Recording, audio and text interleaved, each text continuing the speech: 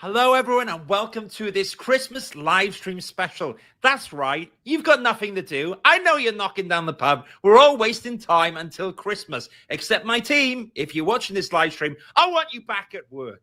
I'm only joking. On that note, though, before we all get drunk, before you get tipsy down the pub, we have got an interesting live stream special here. So if you are an architectural professional and you thought, I can build a building, I should be doing it myself, I want to learn all about development, I can do it, well, maybe this is the episode for you, because I've got someone here that's actually done it themselves and is going to give us the real deal on what it's like being an architectural professional who's now doing real estate and development. Is it all it's cracked up to be? Is it easy? Is it printed money? Or is it a lot of bloody hard work? Well, Ben Richard, you're here and you're going to help me work it out. Ben, think again. Stop thinking that you want to be a developer. Just stick to what you know. It's hard work. It's not worth the risk. No, there's some good stuff around it as well. That's the real advice. However, there's a few crazies like me and you who have set up businesses who will not listen to that, and they will do it anyways. So maybe you will help them along that. But now, while I know you, Ben, some people might not. So do you want to introduce yourself first and foremost? Yeah, cool. Ben Richards, Director of XP Property. That's where I spend most of my time nowadays, probably 70-80% of my time. But historically, I've got a master's degree in architectural engineering. I worked for probably 7 years within the sort of architectural industry, then worked for the Berkeley Group on some big old schemes in central London before jumping ship and starting my own ventures. And that sort of jumping ship started because I did my first property development myself. So evenings and weekends, project managed the delivery of a 2-bed new build house on like a corner plot, refinanced that, put some money in my pocket, thought this is now the time to jump ship. I've got a little bit of a cushion if things go tits up. And that's where the sort of latest venture started 7 years ago. So I started an architectural practice at that time. It's grown to over 12 people now, based in Clapham in London. We generate about £1 million in revenue nowadays, and then met my business partner. And now we have built XP Property, which is a development and investment business in London and the home counties, actively developing over £25 million worth of projects over 5 sites at the moment. And then because we're not glutton for punishment enough, we also started 4 years ago a surveying and a measured building survey and topographical survey business called XP Surveys as well. And to top that all off, at the same time, we also started a social housing portfolio as a joint venture with a couple of other partners. So we've built that into 130 beds now, worth about £20 million in value, generates about £1.2 million in gross rental. So it's been a significantly busy 7 to 8 years, and it's not been an easy ride. You definitely got to be resilient to be in business and certainly in property. And hopefully we can touch on a few of those things during this chat. It's super impressive. You got so many businesses that I couldn't keep up showing all the websites. And we did talk about it in the pre-chat chat.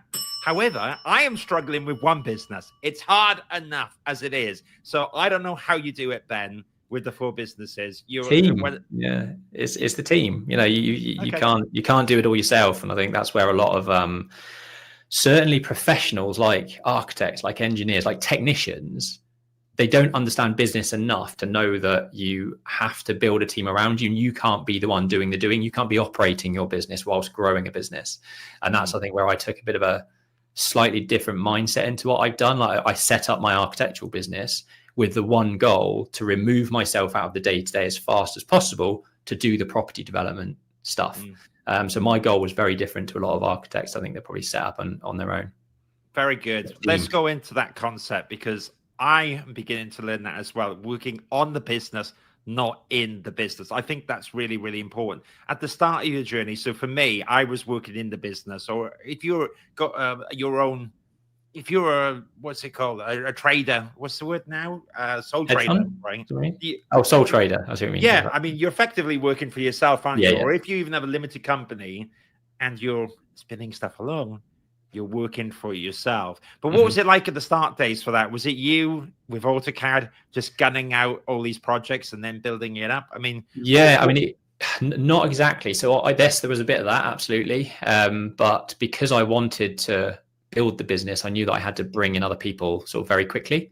So even from sort of almost day one, I was sort of scouting around to bring in architectural technicians that, once I've got the planning process approved, I could then pass it over to them to do the detailed design, and I just get it back and check it and make sure I'm happy with it, blah, blah. So I was always in that mindset of, right, what can I delegate? And there's amazing books around, delegation. I think one's called Who Not How, i.e. who do you delegate to rather than how do I do this? And that was very much my mantra from day one. It was sort of forced upon me to a certain degree because I started Aura Architecture in May 2017 full time. And then in October 2017, my now wife and I went traveling for 5 months. So I only had 5 months really at the start of my business to build relationships, to try and, win work, start working with new clients. But what I made sure I did before jumping, overseas in October was that I had a team already in place in the UK. So my first hire was a business assistant, part-time, to help manage all of the admin. And then my second hire was a part 2 architect, somebody that could do the do. So I basically hired those 2 people within 5 months, first 5 months of my business, scuttled off overseas for 5 months, traveling through New Zealand, Australia, the US, all sorts of all over the place. And I was managing things from abroad. So at the time of 7 years ago, it was Skype. It wasn't Zoom, and COVID hadn't happened yet. So it was Skype, and I was doing Skype calls with clients, sat in a little beach hut in New Zealand, and managing the team. Sort of challenging thing was the time zones, and making sure that I could sort of have a 2-hour window with my team to feedback to Sophie, feedback to Michelle, kind of this needs to happen today, this needs to happen, check drawings, etc. So I was almost forced into building a team because I knew that I can't do it all myself, basically. So that as soon as I could bring in people to do the do, I could and did. Right, got it. And I mean, I've made a lot of mistakes around hiring as well, hiring the wrong people or resourcing or doing all this stuff. I mean, did you make any mistakes yourself, or things that now you always stick by? Yeah, made huge mistakes. Through the recruitment process is so tough, and HR in general is just incredibly tough. We've got over 30 people within the ecosystem of businesses that we run, and I've probably employed 50 plus, I guess. So 20 of them haven't made it for whatever reason. I remember the first time that I had to fire someone. I clearly wasn't clear enough that it was effective immediately, because when I was out on site the next day, she turned up in the morning. So I had like one of my team being like, so this person's just turned up. I thought she was gone. And I'm like, oh, fuck yeah, I've messed that up completely. But this is the learning process. I'd never done it before. I sort of firing someone is hard enough as it is, yet alone somebody who's like, just new to the business, the business world, never gone through that process, doesn't have any structure. So yeah, I've made a ton of mistakes. I've made a ton of recruitment mistakes that I still know that I'm going to make more, but at least I've now put processes in place where we have a more rigid recruitment process. We have different stages to that process. We set tasks for people now, which I never used to do, which people can come across so well in an interview, but actually be really crap at the actual job. So setting a task that tests how good they are at actually doing the job is a must, in my opinion. If it helps, just to add to that, so I've made 1 or 2 as well.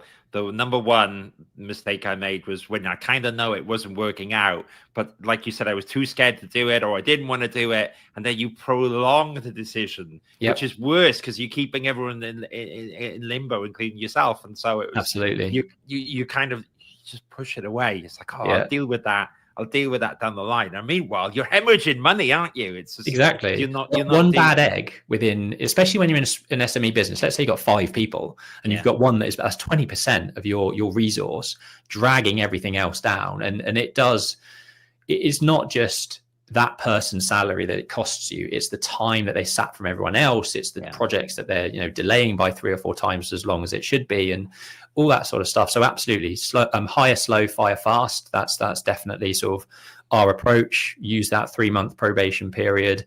We literally have reviews every month within the first 3 months, because you can tell a lot in the first month. You have to then give feedback. You then give them the chance, over those the final two months, and bringing in like development plans even at that stage of the business is fundamental, because they need to know what's not going well. You can't just wait to the 3 months then be like, oh, actually I'm not happy with this. Well, if you start from month 1 giving that feedback, it gives a chance for them to take it on board, put it into practice, have another review. Before you even get to that 3-month period, you should have a really good idea of whether or not it can work. Yeah, very good advice for whatever business is listening here as well. And the last thing I want to reiterate as well is, you're right. People that seem great in the interviews, maybe a skill is just interviewing very well. Yep. And actually, the other thing that I've learned lately is, speaking for myself, sometimes you want to hire people that have similar traits than you, because you're like, oh, I see this in them. But actually, especially in a small business, maybe it's people with different skills and more complementary. So actually, some of the best hires I've done recently, they weren't amazing interviewers, if that sounds a bit crazy. But they crack on with it. Yeah, I think we do. So we've done a lot of disc profiling, which is sort of red, yellow, green, blue. It's a personality profile type test. We do sort of disc profiling. I'm part of a property entrepreneur group, which use kind of a different metrics. You've got kind of like dynamos, steels, tempos, blazes, where blaze is like red, really social, outgoing people, great for sales. Then you've got the steels, which are blue, which are more like hermit crabs, like introverts, want to sit behind a spreadsheet, don't want to pick up the phone or speak to anyone. They just want to crack on and, do all the financial stuff. Tempos are a bit more like systemized, organized. They're doers. They have no vision at all of where things could go, which is why they need a dynamo, which is green, which is what I am, which is more of like a creator, kind of more visionary, like longer term viewpoint. I definitely recommend like looking up these kind of disc profiling type things. We get everyone in our team now to do them, so we can get into understanding the person behind just the architect. Yeah, I thought about doing that as well. I did do one place I interviewed years ago, and the report was quite scary. I was like, I don't know. Sometimes you learn stuff about yourself you're not comfortable with. You're like, wow, okay. It's often very eerily correct. You read it through, oh yeah, fucking hell, yeah, I do that. That is me. You're like, I'm a monster. This is terrible. Luckily, I'm not hiring this person, but God forbid my boss. Well, maybe this. It sounds like this podcast way is shaping up, especially I think business owners or people who are thinking about doing this stuff are going to enjoy this episode in particular. So let's talk about that. So you've done the architecture practice, okay, and you were doing that stuff. However, in your words, you've got all these different businesses, but your heart is in real estate and property, right? So how did you go in that direction then, from the more quote unquote traditional architecture practice and start pushing into real estate and property? Yeah, I think I have learned in myself over the last 5 or 6 years that my love, I've actually fallen out of love with property and real estate in sort of, have you? Not in its entirety, but a lot of it. What I've loved more is business, and I think I love property because it can still be very creative, but there's financial things involved. There's the element of risk, which I don't mind. You can still be very creative, and you get to see something that's nothing be flourished into something that's great. And you've taken it on that journey, and you've taken it from something that looks rubbish to really good. That's what I like. And I've found that business is the same thing, where you're basically creating something from scratch. You're constantly learning, you're constantly kind of growing, and the end goalpost constantly changes. So there's so much variety, which I also love, but there's huge amounts of creativity with the marketing side of it. You still get the financial, like it's the business side of it that I love. It just so happens that all of my businesses focus around that property and construction and real estate space. But I guess I've always loved it. I've always watched Homes Under the Hammer. I've always loved seeing those transformations. And I think when I was sitting there working for the Berkeley Group, and in my lunch break, when I'm looking on Rightmove to spot opportunities or find something that I can do or try to create value, I knew then that sort of working for someone else was really not my calling. I've always known I've wanted to start my own business, and I've always envisaged that would be where I end up.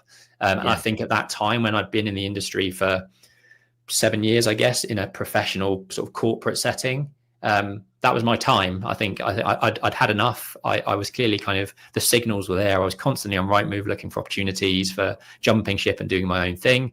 And the house that I bought was prime for development, and that was really the instigator of everything that follows. But I still like property. I just prefer business more now. It just so happens that everything that I do is revolving around real estate. I'm the same. But it makes us a bit weirdos, though, as in not many people do that. Because I don't think businesses are right for everyone. And that's why I want to get across in this, because I absolutely love it and I think it's amazing, but it's not an easy lifestyle. You know, there's always things going on. There's always distractions. It's like my doorbell's going right now, but we let it go. There's always things going. There's emails, there's staff, there's all this stuff. There's profit, there's loss, there's marketing, there's everything. Your back is constantly up against the wall. That is the job of an entrepreneur. It's to fight fires, to deal with all the shit that comes your way. You have to be incredibly resilient to start a business, to be an entrepreneur, to be a property developer. And anyone that's listening to this, you know, if anyone tells you anything different, you know, they're lying through their teeth. It is extremely tough. You know, we've got, I don't actually know, what, 25, probably the best part of 15 million pounds of debt, you know, that I am personally guaranteeing. For example, you know, my house is potentially on the line if things go tits up. You know, people don't realize that. And I think when you're sat in an architectural practice and you see property developers making loads of money, which they don't often do, you think it's all gravy and it's, you know, the grass is always greener, but it's really, really tough. And any business owner, which is why I think kind of we touched on it a little bit in the pre-chat chat, but, you know, governments are really, really shitting on a lot of SME businesses. It's very, very tough. Just to interrupt no support for us. No, it's just really, really, really hard. I mean, there's two parts here. I want to quickly jump back to, you mentioned about architects looking to development. So even if you're a business owner or not, I get that all the time in recruitment. A very good project architect going, I want to go to a developer.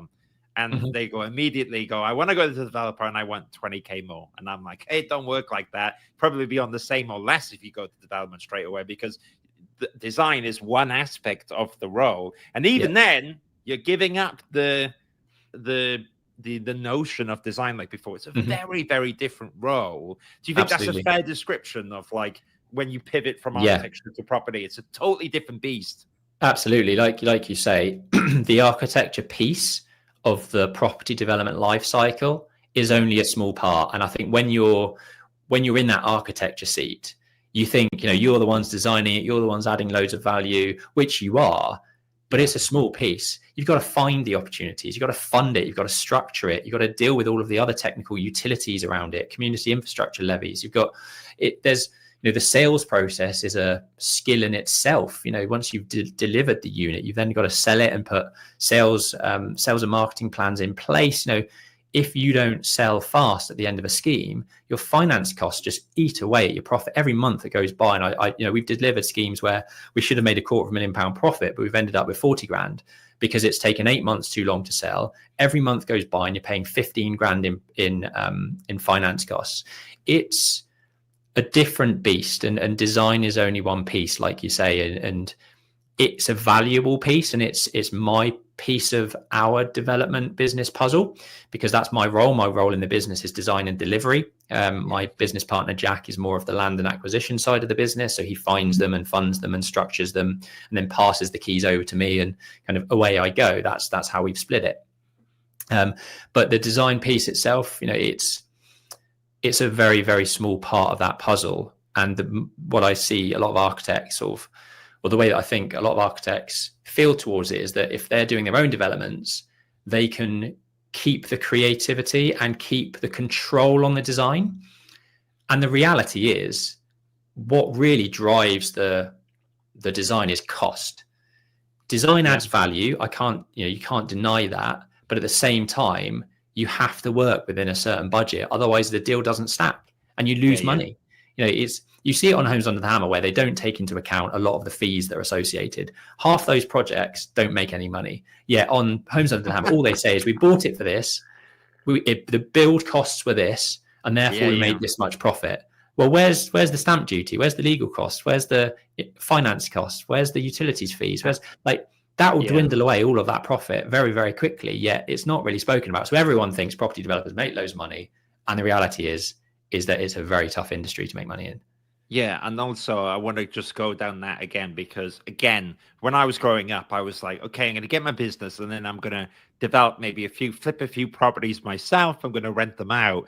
And the more and more I'm speaking to people, there's a podcast that I follow, this guy, James Sinclair. I think it's brilliant where he does. Absolutely love his stuff to bit. Learn more from him than architecture school is something I was going to say. I was going to be mean then, but he invests in commercial property at the moment because he says there's no money in residential, and that blew my brain completely. It's so much harder to make money in residential property nowadays. Buy-to-let properties are incredibly difficult. A lot of our investment assets that we hold are more HMOs, houses of multiple occupancy, shared housing, because the yield on that is far greater. You're charging per room as opposed to per house, so you are sort of supercharging your investment. But vanilla buy-to-lets are incredibly tough to make work. Yeah, and also HMOs, yes, they make a bit more money, but they are incredibly complicated, right, Ben? You've got fire regulations that have gone through the roof over the past couple of years because of Grenfell, etc.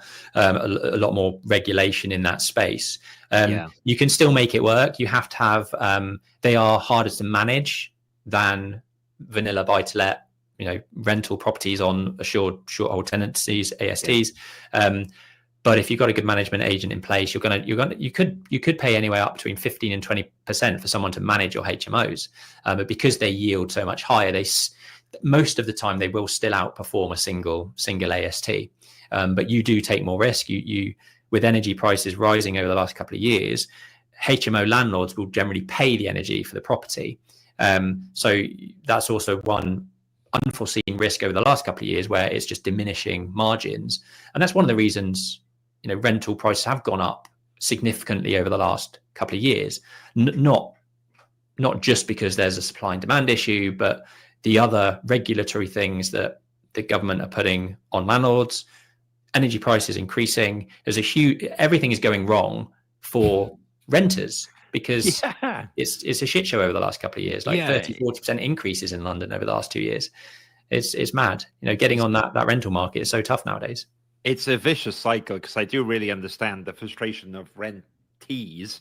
But the idea of becoming a landlord is just totally less, and it's not even that appealing anymore. And that's why James talks about commercial property, because we've got commercial property. It's often let out on like a 5-year lease, for example.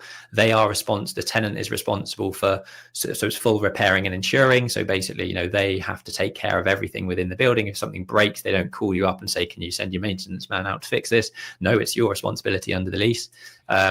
You see that money come in. There's not a lot for you to get involved in from a management perspective, which is why we started our social housing portfolio, because that's a very similar thing. We've got leases on 10, 25-year leases where it's full repairing and insuring. So essentially we are redeveloping those properties, forming the bed sit type units that are then handed over to the housing provider, and then they operate it and manage it, and we just take the income. That was meant to be the model. It's not worked out that way, but it's always the case that things get thrown in the way and you have to pivot and deal with issues. But that's what a business owner is, really, an entrepreneur. Yeah, I mean, well said, and clearly you're good at that. And there are opportunities here as well, but maybe because you're so honest and revealing about stuff. At the time of recording this is what, December 18th, right? And we're going into New Year, and Labour's come in. Politics aside per se, what I'm interested in is their new target now, which gets people excited and equally concerned of this 1.5 million housing in the UK. Is that an opportunity, Ben? Or is that, with all your knowledge, is that actually quite scary? I mean, which way do you go? It is an opportunity. The fact that they are setting those ambitious goals, which I don't think are achievable, and let's just say that. But the fact that they are setting those goals, they are changing a few things that need to be changed in the planning process, and they're showing signs of doing some of the right things. Proof is in the pudding. We'll see what happens next year with. They've just literally changed the NPPF, which is the National Planning Policy Framework. I've got a couple of documents that I need to get through as a bit of bedtime reading to kind of understand what those changes are. They're supposed to make developing easier in like greenbelt areas, in areas that may once have been difficult to develop on. The greenbelt for me is one thing that is so incredibly misunderstood by everyone in terms of why it was brought in. It doesn't necessarily mean that it's luscious green grass, trees, habitats that are going to be demolished. There's a lot of opportunity in greenbelt areas that are disused petrol stations, old airfields, hard standing in those areas. That is ripe for development, but it has been historically very protected under the sort of greenbelt notion. That would unlock a huge amount of land in areas that there is already infrastructure. There's already, it's already a sustainable location to develop, but historically it's been very hard to unlock because of the planning process. So they have identified that there are issues and ways in which we can bring forward some of that type of land. The planning process is the biggest stumbling block as far as I'm concerned. Huge bottleneck. I'm literally creating a slide deck at the moment for something that I'm doing a webinar on Thursday night. But the amount of what am I looking at here? So 2023, the amount of planning applications received is around about 85,000, of which only about 70,000 were approved. That is the lowest approval rate on this graph, which goes back to 2007. So we're talking in the last 15 years, lowest approval rate. The number of housing units granted planning permission has dropped from its peak of 320,000 in 2018 now to 250,000 last year. So how are we meant to build 350,000 homes a year when we're not even approving that many in the planning process? It's a huge blockade, and it's one of the things that these receding hairlines and this grey beard is the thing that's planning permission is the thing that's dealing with that. Okay, let's go into that a bit, because we're told out. I always thought it was mental back then, and now that we have architectural professionals, people like you, property developers, and then it goes to a bunch of people on council that maybe know the area or have decided to volunteer. Or I worked on a famous council for architecture. Might start with R, might end with A, and I found that a lot of these people involved were just killing time. Just on their way out to semi-retirement, having an opinion, turning up, slowing everything down. It was a fucking nightmare. Is that what planning is like? It just it's still that way. It's still that way, absolutely. One of the good things I have sort of seen over the last couple of days that the new government are looking to is potentially shake up the committee process, and sort of stop as much going to that stage, because I've been at a committee before where one of the committee members has fallen asleep. Literally you've got these 12 committee members, and one of them's dozing off. All of the rest of them are like 60 plus years old. They have no idea about the planning process and planning policy. For them it's I don't want the construction noise. I've lived here for 30 years. I don't want more. We're losing the fabric. I can't park in this area as it is, let alone with 20 new houses. But it's a joke. We're not going to build the housing numbers that we need without shaking up that process. And it's good to see that the government are talking about at least acknowledging that it is a bottleneck and trying to do something about it.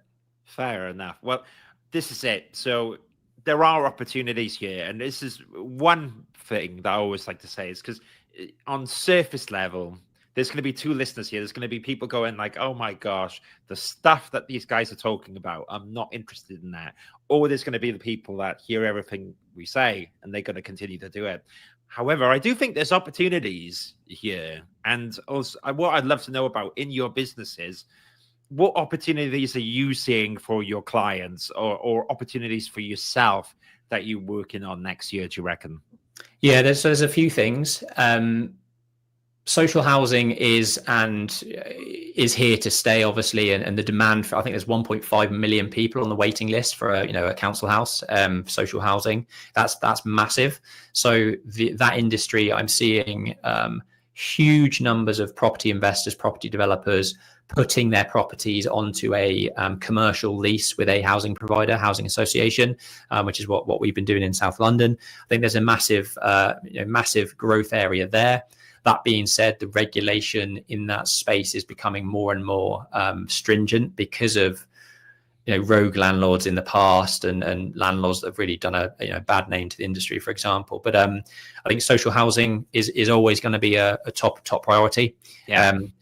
Creating affordable housing on new developments is still going to be a massive challenge, because to make those types of sites stack up is extremely difficult, and a lot of councils want between 30 to 50% of major developments, which is above 10 units, to be affordable housing. We've looked at schemes in the past where I know full well I can get 12 units in this site, yet I've designed it to 9, because as soon as you go above that 10 level, the deal, it crumbles, because you have to factor in that affordable housing contribution, and the deal no longer stacks. So unless the landowner is willing to slash the price of the land, which they're not, you're not going to be able to deliver that amount. So I think that the way that the council kind of operate that process needs to be shaken up. They're trying to shake it up, but what they're doing is basically just slapping a higher requirement on developers, which becomes even more difficult to do. Yeah. Other opportunities, and it has been around since sort of 2014, is when they brought in Class O permitted development rights to convert offices to residential. They've amended those permitted development rights for Class MA, which is like so everything that's use Class E, which is like offices, light industrial, some retail space. There are now permitted development rights for you to convert that into residential. A lot of our schemes, so out of the 65 units that we are currently delivering across 5 sites, 55 of those 65 are some form of commercial to residential conversion.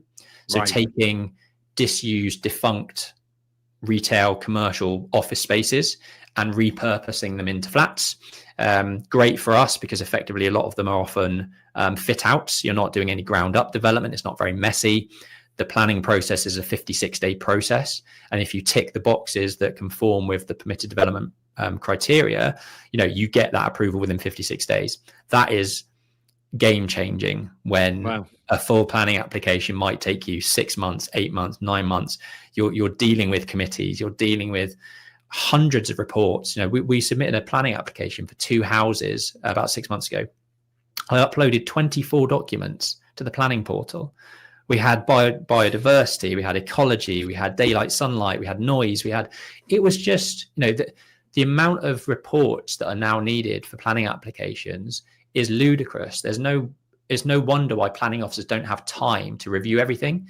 I feel like we're submitting documents that actually have nothing to do with planning and everything to do with building regulations. Well, why are the planning officers signing off on energy strategies when you don't really have to get to that point until you've got building control sign off? So we're spending thousands of pounds on reports. They don't know what they're looking at and what they're really aiming for. And it's just a waste of everyone's time. So I think social housing, commercial to residential type conversions.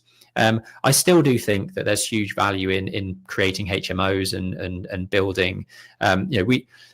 Getting on the property ladder is extremely tough, as everyone knows nowadays. Where are people going to live when they come out of uni? When they come out, shared housing will need to fulfill and continue to fulfill a role. It's not going to go away. So repurposing properties into shared accommodation, I think, is a great way of building assets, getting good rent roll. So yeah, there's 3 for you. That was really good. Now, maybe more about you touched upon it now. What about other sectors like retail, all that stuff? So the busy clients that I work with on recruitment, data centers, if an architect is needed in that, it's because they're building loads of it. Yep. Social housing now with labor, you're talking about it. I mean, do you see any other trends? Is there maybe a few sectors that you're not interested in getting in, and there's a few that maybe are dying, like retail? I mean, what's your thoughts, Ben?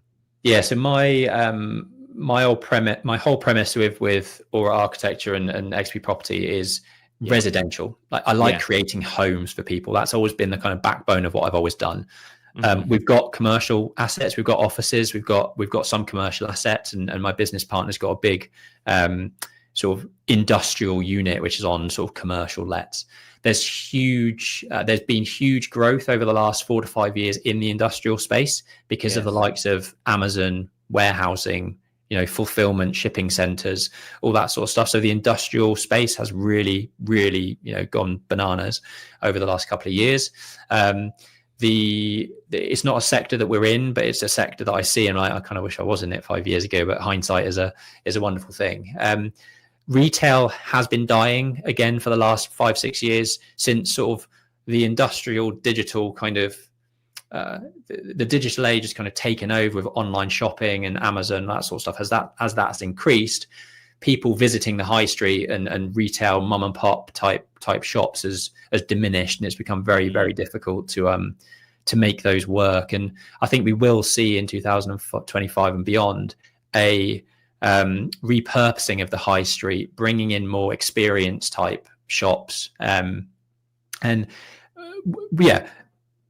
there's so many shops and uppers. Actually, that is another opportunity, I think, and it sort of goes in with the sort of permitted development, because there's opportunity to convert high street retail shops with uppers under permitted development into flats on the upper level. So let's say you've got we did what was the shop? It's like it was a retail shop with toilets and staff accommodation on the upper levels, and then the top floor was actually just completely vacant, like just hadn't been touched in 40 years. That is prime for opportunity. There's a lot of disused and defunct commercial unit on the high street that would make amazing homes on the upper levels, making the retail units smaller on the ground floor, because actually the smaller it is, the more affordable it is for like smaller SME businesses and mum and pop type shops.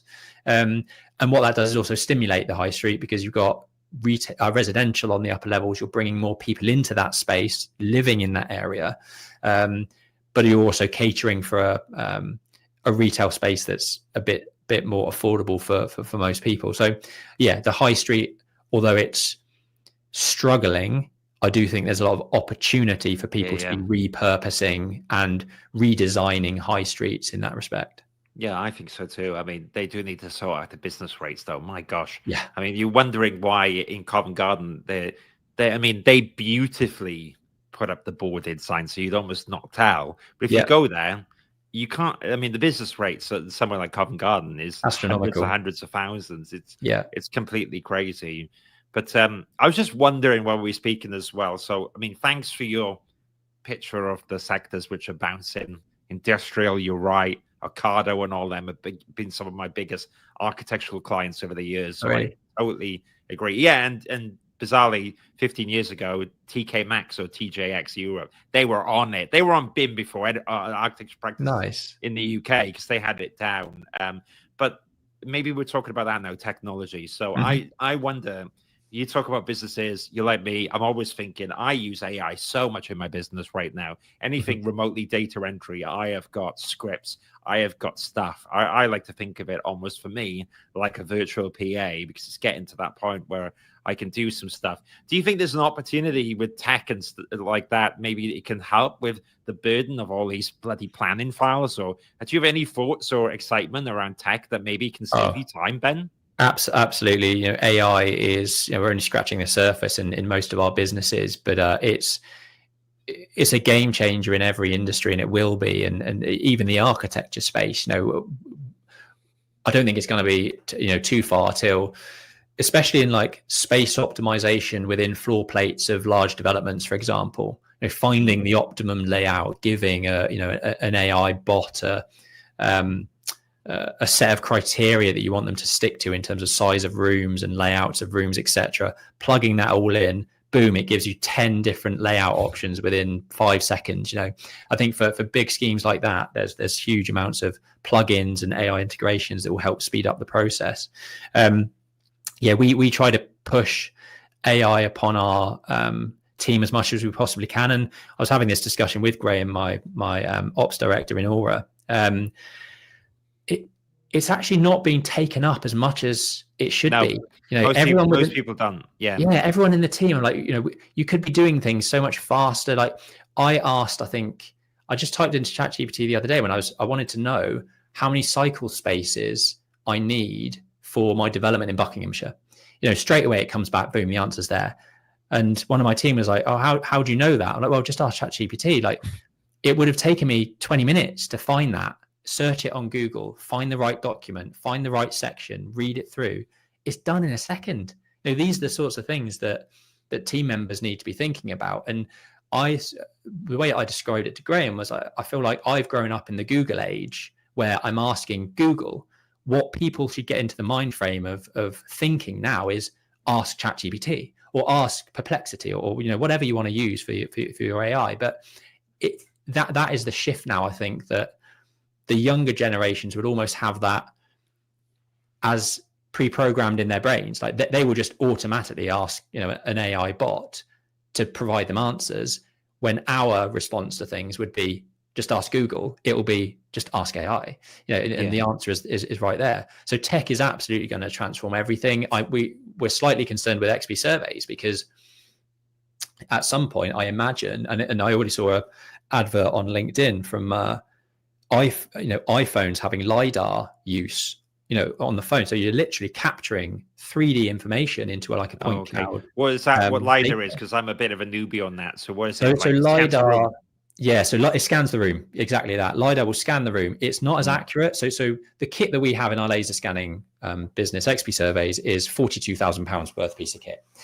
Trimble X7 scans 2 million points per second and creates a point cloud digital twin of the surroundings. Yeah. But what one of the latest iPhones has is LiDAR, which does a similar thing. Like, have you seen Matterport? Like 360 virtual tours with Matterport technology? I've seen it online, yeah. It's quite good for marketing. You can visualize stuff. Exactly. So we do that for our development businesses. We have 360 virtual tours. We do some before and afters of walking through. The other benefit is for like architects and structural engineers, for example, when we do a measured building survey, we try to push the Matterport alongside it, because it basically means any stakeholder in that process, i.e. structural engineer, they don't need to go to site. Client doesn't need to spend 600 quid for a day trip for the structural engineer to go to site. Send them a link to this Matterport 360 virtual tour, and they've got everything they need. They can also take measurements. They can see see every angle, but it's not as accurate because that is LiDAR technology, whereas our £42,000 piece of kit is bang on, high tech kind of. So it's more than the accuracy. The LiDAR might be 25 mil over 10 meters, whereas our piece of kit might be 25 mil over 100 meters, that sort of level of accuracy. But if it's fit for purpose and you don't need that level of accuracy, then using your iPhone to kind of capture the 360 tour might suffice. And it's moving at such a rapid pace in terms of the technological advances in that area. It does make me concerned about 5 years from now, like, what will the surveying industry look like? We need to get on top of that now to kind of be at the forefront of it. Yeah, maybe we can throw it back and forth to each other on this point. I think there's a great opportunity there, though, because I'm still convinced, especially, say now, your potential client, they will want you, the architect, and you will have that thing.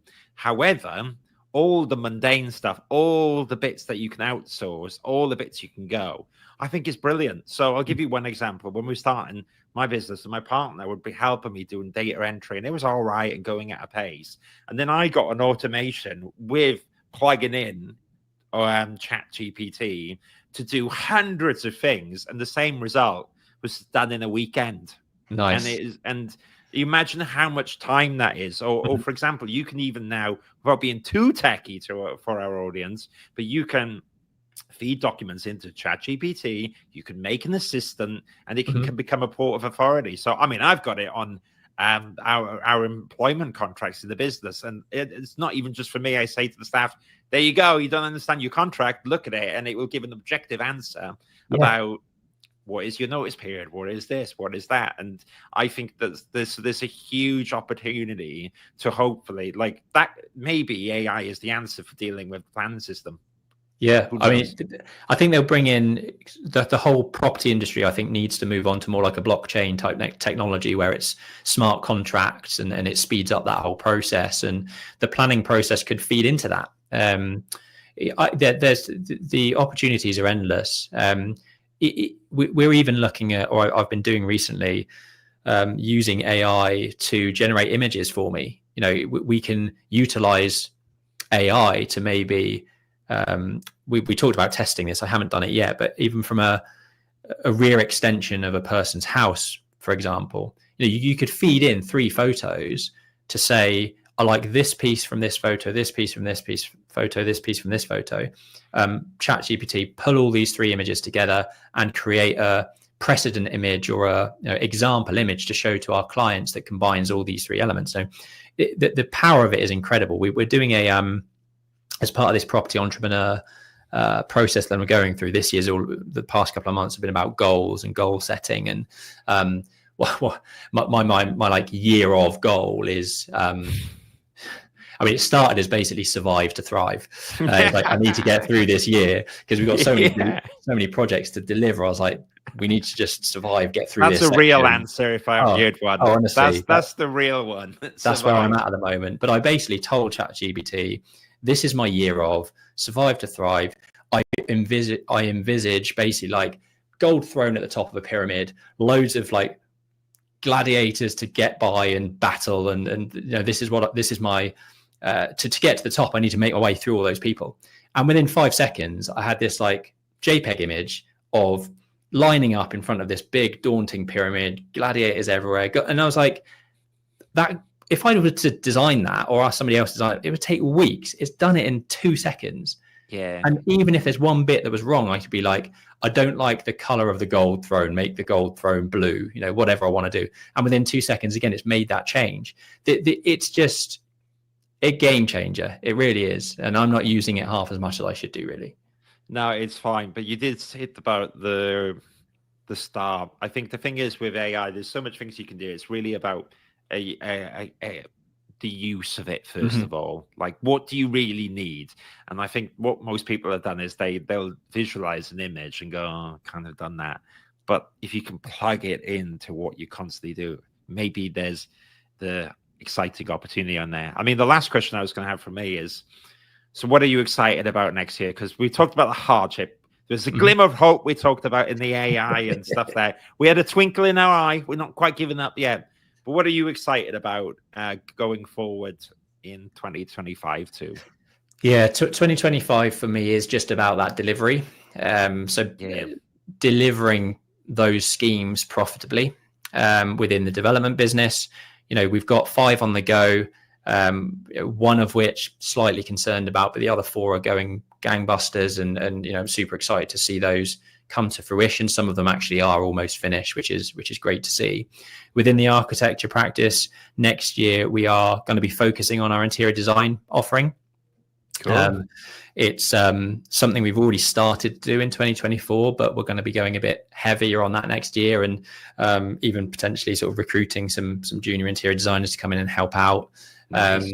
And not only kind of upsell to our existing architectural clients, but also offering standalone interior design services, which is very exciting. I think the sustainability space is also huge in the architecture business. So we're going to be exploring how we can integrate some more of so I've just put one of my team through a SAP course to understand EPCs and analyzing properties from a thermal perspective. And if we change this here, what does it mean for our EPC rating, and bringing that all into our architecture practice, not only as a tool for our team to get to grips with how little tweaks in installation levels here might mean that we don't have to put an extra PV panel on the roof, or what that kind of cost benefit analysis is going to be easier for us to do internally. But it's a great offering for clients. We're having a lot more clients come to us wanting to think more sustainability about long-term energy cost in their property, which 3 years ago, when we mentioned air source heat pumps or proving the installation requirements in your property.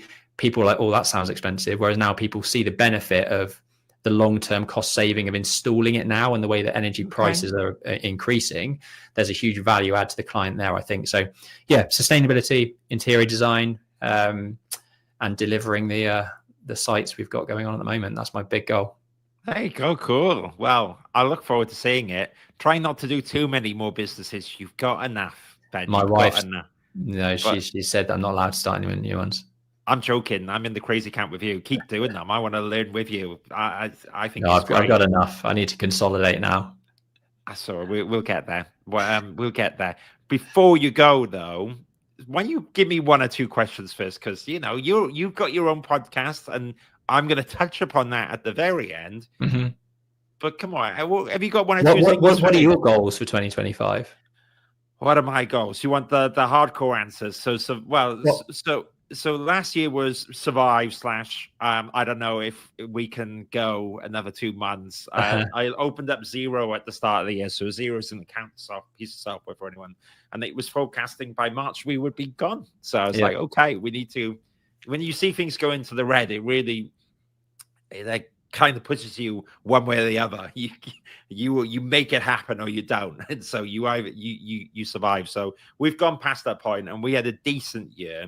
Nice. But I'm beginning to learn all this crazy stuff. So how much you can have all these big numbers, actually, with the current UK system, you got to be careful, because that big profit, it sounds good. You're heading to $1 million, all this stuff, but it's amazing what you get out at the end. So for me, it's doubling the turnover. And screw it, I'll say. So we turned over $500,000. We need to get up to $1 million turnover. That will then mean that we have more profit that we can put back into the business. That will just help out, and that means I can hire more people, and then that means we can grow. I think the recruitment offering is really getting there. Mm-hmm. That brings in the revenue for the ecosystem, and we've got some cool stuff as well. I mean, some soft touches. We're actually bringing back the community forum, because it'll be the 3rd time I've done it, and this time it's gone and come back. Yeah, I closed it for different reasons, but this one's way more focused. Before, the first version, we talk about everything. It's like, you want to talk about tech, you want to talk about this. It's a forum. This one's much more career focused, much more for either people starting their businesses or people that are students. It's much more career driven or business driven, because I think that's a little bit about what the architecture social is, really, professional communities of people going into it. So that's there. Like me and you will be getting our geek off talking about the planning system. Yeah, that's the kind of place. So we'll see. We'll see what happens. But, like all this, that's why I love talking about businesses, because you need cash to do all this stuff. You do, absolutely. Like you say, profit is, cash flow is king, but, you need the profit there to do it. But another question on that then, how do you plan to double your revenue? What's the strategy? Wow, really good question. So in recruitment, it is hiring people. So we predominantly do an architecture. I'm looking to expand interiors, but I need someone that can help me do it. Mm-hmm. And it's not fair for someone that's not done it before. I really need someone with experience to do it. Yeah. But there comes the start of the podcast where we talked about hiring personalities and not being seduced by the skills, not being so really. I'm going to have to spend a lot of time doing internal recruitment, which is very hard. And I have to be careful, because I'm a recruiter, right? So people go, oh, it's going to be so easy, but it's very easy doing it for other companies. Because, it's like when you get advice, you can say to me, oh, you need to do this, that. But when you're in the zone, it's really hard. So for me, it would be internal hiring and building up and getting the right people to get going. That's really is your internal hiring model, most of the time with recruitment, is based on commissions, right? Is that sort of how you work, with sort of relatively low base, but a commission base? For my wife's in recruitment in like product marketing. It's where it's incredibly volatile. Is in theory you can make a lot of money, but you get paid at the end of the process. So it's a lot of work for a lot of risk. So sometimes you can get that one blue moon where, you know, one person, you will them in and they get hired and you send a big invoice and you're like, oh my gosh, if I was doing this every day, it'd be absolutely loaded. But then there's just loads of times where projects drop out, people change their mind. And, you know, I really believe you can't push people in the jobs. They just got to do the opportunity. So it's a really strange business. I mean, you effectively start every other month from a zero, which I don't like. Our mutual friend James Sinclair does not agree with that. So we're looking at bringing other things into the business as well. Like we do coaching. We are doing some recruitment as well on retainer for companies. Yeah. So for example, sorry, go on. No, so a large architecture practice, we do all of their in-house recruitment for. So that helps. Yeah, that's a good baseline, isn't it? My wife introduced like a mentorship scheme within her recruitment company, which might be of interest. You know, you build that network, and effectively all of the mentees. You've got mentees that are offering their services to like bring up, you know, new people within the product marketing space. Those companies obviously need recruitment, and then you've also got the mentees themselves that are looking for jobs that you can fill within the role. So you're building this kind of internal ecosystem of the mentorship is feeding some of your other recruitment needs and sales and revenues. But it's an interesting space. It's not something I think I could do where it's heavily commission based, isn't it? It's sort of feast or famine type. Yeah, and it's completely crazy. I will take your community idea, or sorry, that mentorship thing. But you know what would be great for that? A big fat sponsor, Autodesk. If you are listening, I will take your money. I will let you put Autodesk all over it. It would be amazing. And I will scrub out any comment I've ever historically made about Revit. I will redact it. I totally will. I can be bought. Somewhat. I'm not. It's like a part joke, part reality. But no, I'm always excited. But also, what I would say, like yourself, I'm in it for the journey. I love sharing ideas. And you know what I've learned recently as well? It's so cool to speak to other business owners or people building their own businesses. And there is a community of crazy people like us, Ben, in this space. And actually, you all come up together. And that's the last thing I would say, is because sometimes I think you're very giving. You do your podcast, and we're going to mention the name of that in 1 second. You're very giving with your information. However, other architecture practices as well, there's no reason why you can't speak with each other. I speak to other recruitment agencies. It's okay. You know, we're not all nicking each other's work, but we have that fear at the start. Like, I can't speak to another architecture practice, but you have to go up together. You are the product of who you are around, aren't you? You need. There's plenty of business out there for everyone, and the same goes kind of externally talking to other practices, but also actually sharing with your team. I think when I first started, I was very close guarded with like the financial statistics and profitability and this sort of stuff. Completely the wrong attitude. Since you know, we now share things on a monthly basis. You know, revenues here, it's not quite where it needs to be. Profitability last month was X. We need to get another project here, project there. All of that is shared, and it's given everyone a much better insight into why they're doing it. And they root for you. They want the business to succeed. And we have performance bonuses based on gross profit margins and all these other sort of rewards for hitting certain targets. And I think people appreciate that they know what they're driving for. They know what their end goal is. They know what they need to invoice. All of that stuff is shared with the team. And I think a lot of people, when they start a business, are way too close guarded on that type of stuff. And I'd implore everyone listening to this, if you've made it this long, to share with your team and bring them on for the journey. Yeah, I agree, and I'll echo that and double down, because I always find it funny, isn't it? Everyone in the social knows what each other are on and knows what commission everyone's made, and it's all on the board, even down to base salary. Because it always makes me laugh, because you get so secretive. And then when we've worked in practices before, what's the first thing you say to your mate down the pub? What are you on? It's hilarious, isn't it? So we all do it. Right, Ben, you've given so many golden nuggets, and there is more golden nuggets, because you have your own real estate and property podcast. So when we do a roundup of all the links to the business, and then tell us about where people can listen to the live streams. Yeah, cool. Do you want me to go through all the businesses? There, we'll do a quick round Cool. out. And So you can go from your least favorite to favorite, even though you're not supposed to have that because I'm they're not all going like to do that. kids. These are in no particular order.